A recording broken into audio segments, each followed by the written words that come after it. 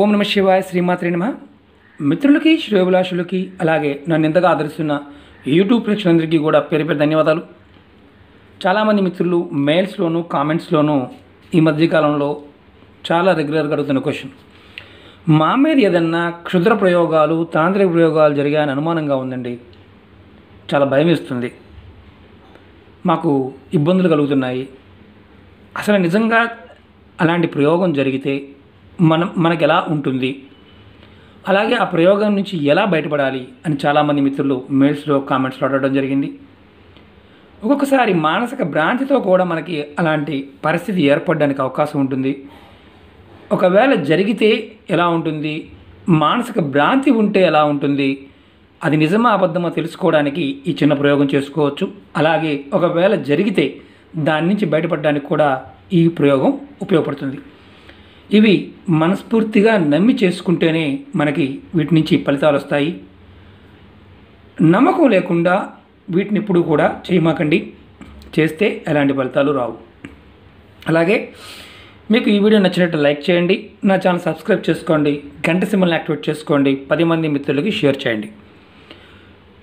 అసలు నిజంగా తంత్ర ప్రయోగం జరిగితే మన మానసిక స్థితి ఎలా ఉంటుంది అది తెలుసుకుందాం.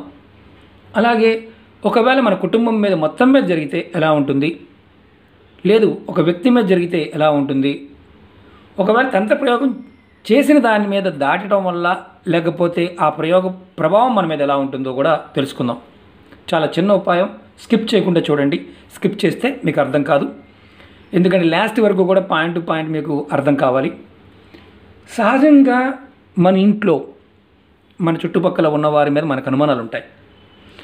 ఎవరో ఏదో శత్రుత్వం బాగా ఎక్కువగా చూస్తుంటాం కాబట్టి మన మీద ఏదో ప్రయోగం చేశారేమో అనే అనుమానం మనకి కలుగుతూ ఉంటుంది. జలస్ ద్వారా, అసూయ ద్వారా ఎక్కువగా ఇలాంటి భావం కలుగుతూ ఉంటుంది. మన మీద ప్రయోగం జరిగింది, మన కుటుంబంలో పెద్ద మీద కానీ, మన కుటుంబంలో స్త్రీ మీద కానీ, మన పిల్లల మీద కానీ ఇలాంటి ప్రయోగాలు జరిగాయి అంటే 2 సంఘటనలు జరుగుతాయి. మీ ఇంట్లో జంతువులు కానీ, పక్షులు కానీ, చెట్లు కానీ ఇవి ఏదైనా మరణిస్తూ ఉంటాయి ఒకవేళ జరిగి ఉంటే. రెండోది, మీ కుటుంబంలో ఉన్న ఆడవారైతే మగవారైనా సరే ఎప్పుడూ గొడవలు పడుతూనే ఉంటారు, సంబంధం లేని విషయాలు గొడవలు పడుతూ ఉంటారు. రాత్రి సమయంలో నిద్రపోయిన తర్వాత విపరీతమైన చెడు కళ్ళు వస్తూ ఉంటాయి. ఆ చెడు కళ్ళు వచ్చినప్పుడు సడన్గా లేచిపోతారు, నిద్రపోరు. వారు తెల్లవారుజామున 6 తర్వాత నిద్రపోవడం అలవాటు అవుతుంది. అంటే 6 నుంచి 10 గంటల మధ్య ప్రాంతంలో నిద్రపోతుంటారు. మనకు అనిపించకపోవచ్చు, ఖాళీగా ఉన్నాం కదా, రాత్రి అంతా ఇంటర్నెట్లో ఉన్నాం కదా అనుకుంటాం, కానీ వాస్తవాలు వేరు, దానికి అర్థాలు కూడా వేరువేరుగా ఉంటాయి. ఒకవేళ కుటుంబ పెద్ద మీద కానీ, కుటుంబం మీద కానీ ఇలాంటి ప్రయోగాలు జరిగి ఉంటే ఆ కుటుంబం ఆర్థికంగా చితికిపోతుంది. అంటే ఫైనాన్షియల్ గ్రోత్ అనేది తగ్గిపోతుంది. వారు గొడవలు అవుతూ ఉంటాయి. కుటుంబ సభ్యుల్లో మగపిల్లలు కానీ ఆడపిల్లలు కానీ చేయకూడని పనులు చేస్తూ ఉంటారు. అలాగే వ్యసనాలకి బానిసలు అవుతారు. ఆస్తులు అలా తరిగిపోతాయి. అలాగే స్త్రీ పురుషుల మధ్య సంబంధాలు సరిగా ఉండవు, వేరే వేరే సంబంధాలతో గడిపేస్తూ ఉంటారు. వారి ఇళ్ళకు కూడా రారు. ఇది ఒక లక్షణం, ప్రత్యక్షంగా చూడగలిగేది. పరోక్షంగా ఎలా ఉంటుందంటే, మీరు తెలుసుకోవాలనుకున్నప్పుడు, మీ మీద నిజంగా క్షుద్ర ప్రయోగం జరిగింది, తంత్ర ప్రయోగం జరిగింది అని తెలుసుకోవాలనుకున్నప్పుడు మరి మీరు ఏం చేయాలంటే, ఒక 7 లవంగాలు తీసుకోవాలి. ఇలా పువ్వు ఉన్న లవంగాలు తీసుకోవాలి. మనం చెప్పుకుంటున్నాం తాంత్రిక ప్రయోగాలకి, మంత్ర ప్రయోగాలకి, యజ్ఞయాగాదులకి సుగంధ ద్రవ్యాలు, మన పోపుల డబ్బా అనే ఒక అద్భుతమైన శక్తి, ప్రాకృతికమైన శక్తి పదార్థంలో ఉంటుంది. ఆ పదార్థాన్ని ఆయుధంగా చేసి వాడుతూ ఉంటారు మన ఋషులు, మన పూర్వీకులు, తంత్రవేత్తలు, మంత్రవేత్తలు చాలా చెప్పారు.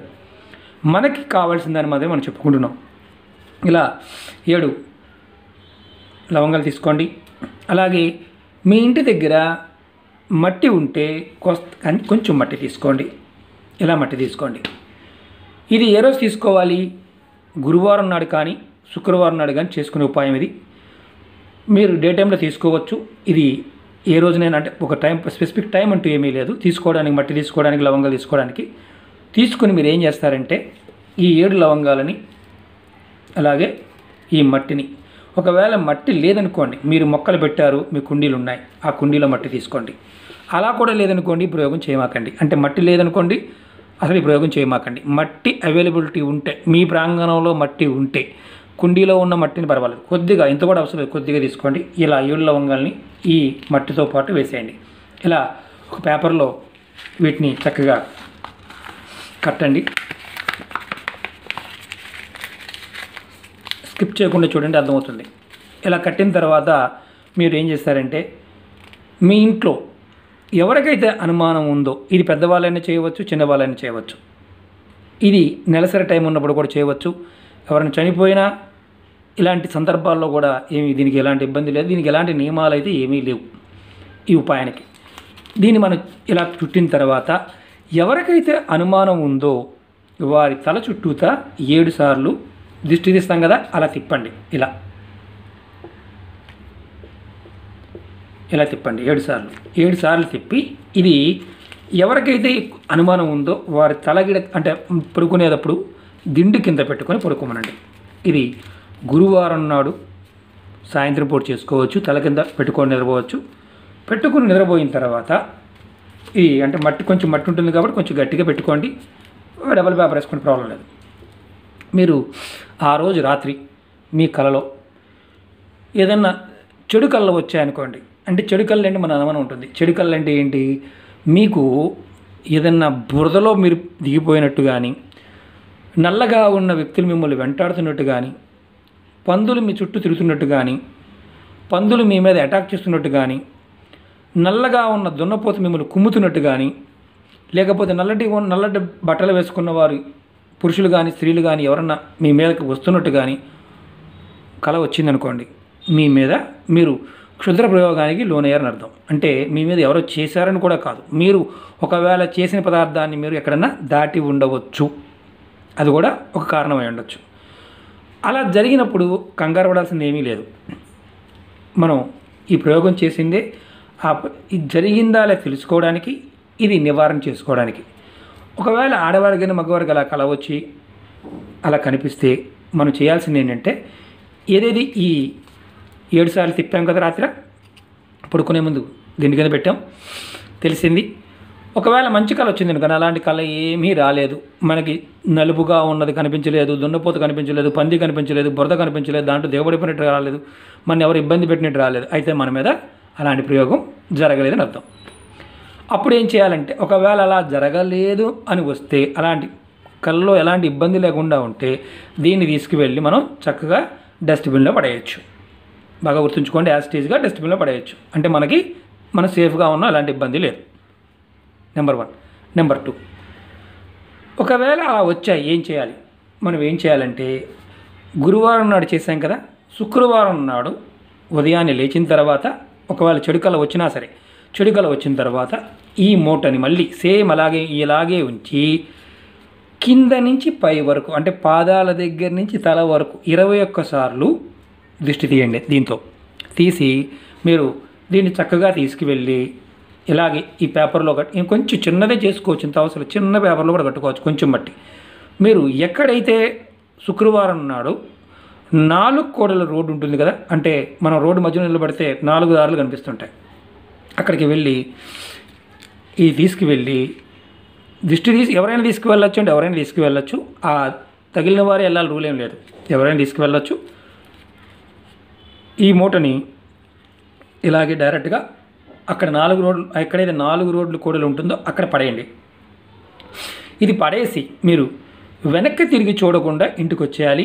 రెండవది, మధ్యలో ఎవరితో కూడా మాట్లాడకూడదు. అంటే మధ్యలో ఎవరైనా దారిలో కనిపించినా కానీ మీరు మాట్లాడకూడదు.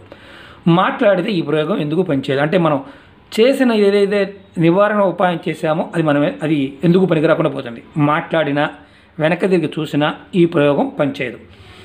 అలా మనం ఒక్కసారి చేస్తే, అంటే ఎవరికైతే తగిలిందో వారికి దిష్టి తీసి మనం 4 కోడల రోడ్లో పడేసి వచ్చేసి ఇంటికి వచ్చిన తర్వాత కాళ్ళు చేతులు కడుక్కొని మనం ఎవరితోనైనా మాట్లాడచ్చు, తర్వాత మిగతా పనులు చేసుకోవచ్చు.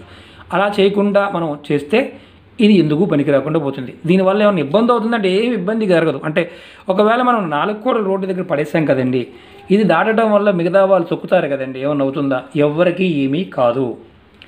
ఎందుకంటే ఇది వచ్చిన మార్గాన్ని వెళ్ళిపోవాలి, అంతేగాని దీన్ని తొక్కడం వల్ల కానీ దీన్ని దాటడం వల్ల కానీ ఇది వేరే వాళ్ళని పట్టుకుంటుందా అంటే అలాంటి పరిస్థితి ఉండనే ఉండదు. ఎందుకంటే ఇది ఆల్రెడీ న్యూట్రల్ అయిపోయిందనమాట. ఆ నెగిటివ్ ఎనర్జీ న్యూట్రల్ అవుతుంది. మరి బాగా ప్రయోగం జరిగిందనుకోండి, అయినా తగ్గట్లేదని ఒకసారి చేసాం, 2 సార్లు చేసాం, 3 సార్లు చేసాం, ఒకవేళ తగ్గలేదు, మనకి డబ్బులుంటే మీ దగ్గరలో ఉన్న ఎవరైనా సరే ఈ భూత వైద్యుని కానీ లేకపోతే ఇలాంటివన్నీ కనుక్కోవచ్చు. లేదు మనం చేసుకోలేము, మనం డబ్బులు లేవు అనుకున్నప్పుడు మీరు 21 వారాలు, అంటే ఆడవారైనా మగవారైనా సరే, మీరు మంగళవారం కానీ శనివారం కానీ ఆంజనేయ స్వామి టెంపుల్కి వెళ్ళి అక్కడ ఆంజనేయ స్వామి టెంపుల్ దగ్గర కూర్చొని హనుమాన్ చాలీసా 11 సార్లు చదువుతూ ఉండండి. హనుమంతుడి సింధూరాన్ని, స్వామివారికి సింధూరాన్ని ఇస్తాం, ఆ సింధూరాన్ని బొట్టుగా తీసుకొని మీరు ప్రతిరోజు హనుమత్ సింధూరాన్ని ధరించండి. 99.9% నెగిటివ్ ఎనర్జీ అనేది తగ్గిపోతుంది. ఈ ప్రయోగం చేసి మనకి తగ్గలేదు, మనం నివారణ కూడా చేసాం, తగ్గలేదు, తగ్గనప్పుడు మాత్రం ఖచ్చితంగా మీరు, అంటే లవంగాలతో కూడా మనకి ఎలాంటి ఉపశమనం కలగనప్పుడు కంపల్సరిగా మనం హనుమంతుడికి ఆ విధంగా చేస్తూ ఉంటే డబ్బులు ఖర్చు అయ్యేది కాదు. మనం దేవాలయానికి వెళ్ళి సింధూరాన్ని బొట్టుగా పెట్టుకోవడం, హనుమాన్ చాలీస చదువుకోవడం చేస్తూ ఉంటే ఖచ్చితంగా మనకి ఉపశమనం కలుగుతుంది. ఎవరైనా ప్రయోగం చేసిన వారు ఎవరైతే ఉంటారో, ఒకవేళ మన మీద ప్రయోగం చేశారు, అది వారికి రిటర్న్ అవుతుంది.